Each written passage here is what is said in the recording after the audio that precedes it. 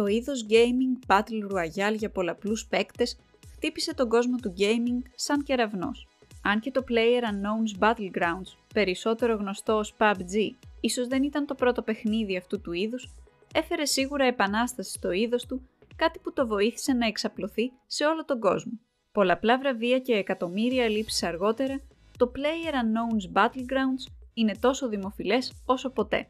Η ιστορία του PUBG είναι ένα σύγχρονο love story μεταξύ προγραμματιστών και gamers. Αν δεν είστε εξοικειωμένοι με το PUBG, το είδος του Battle Royale ή χρειάζεστε μια γρήγορη υπενθύμηση, ακολουθεί μια σύντομη ανακεφαλαίωση. Στην αρχή του παιχνιδιού, ο παίκτης πέφτει με ένα αλεξίπτωτο μαζί και έως 99 ακόμα παίκτες σε έναν χάρτη πολύ μεγάλων διαστάσεων. Μπορείτε να αποφασίσετε μόνοι σας σε ποια περιοχή του χάρτη θα προσγειωθείτε, όπου πιστεύετε ότι είναι η καταλληλότερη για το επόμενο βήμα σας. Αφού φτάσετε στο έδαφος, ο στόχος είναι να είστε το τελευταίο άτομο ή ομάδα που επιβιώνει. Μέσα από τη χρήση των καλύτερων δυνατών όπλων και εργαλείων, την έβρεση των πιο πλεονεκτικών θέσεων και την εξουδετέρωση των αντιπάλων σας, ο στόχος αυτός μπορεί να επιτευχθεί.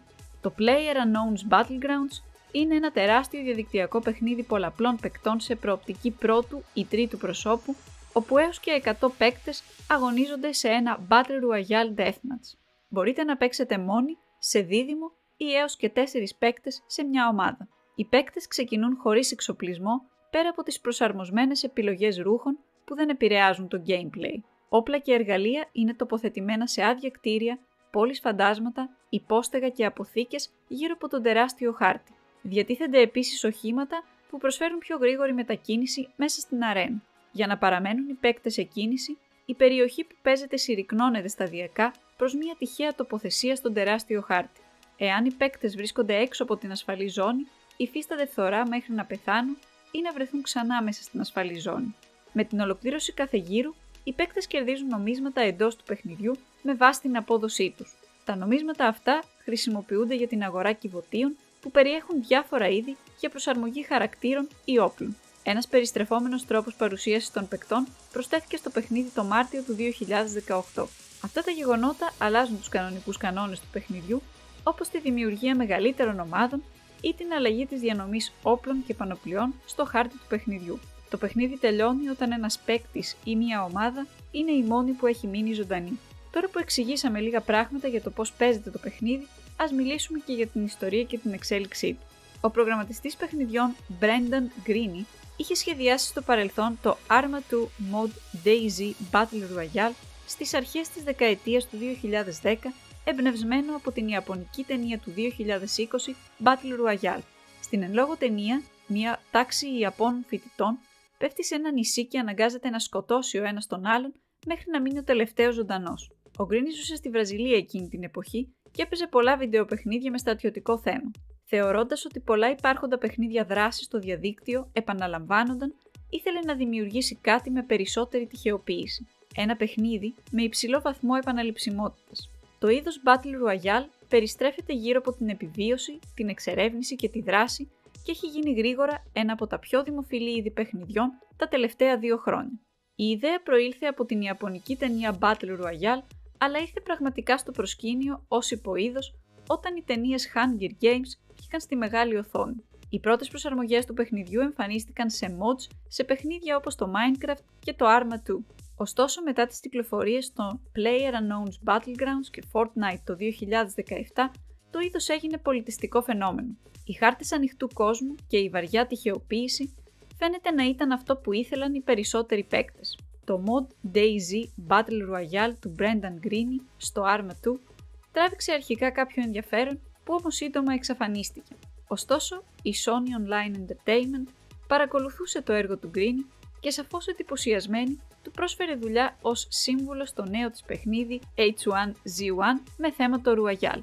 Το 2016 το H1Z1 χωρίστηκε σε 2 ξεχωριστά παιχνίδια, H1Z1 King of the Hill και H1Z1 Just Survive, εστιάζοντας σε διαφορετικές πτυχές του είδους.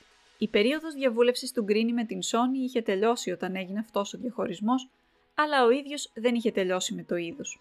Εν τω μεταξύ, ο προγραμματιστής παιχνιδιών Chan Han Kim από τη Νότια Κορέα ήθελε τα παιχνίδια του να αποκτήσουν παγκόσμια φήμη. Ένα είδος το οποίο έβλεπε ότι είχε αρχίσει να προσελκύει λίγους οπαδούς στη Δύση, ήταν το Battle Royale, αν και η υποδοχή των Νοτιοκορεατών ήταν μόνο ένα χλιαρό ενδιαφέρον μέχρι στιγμής.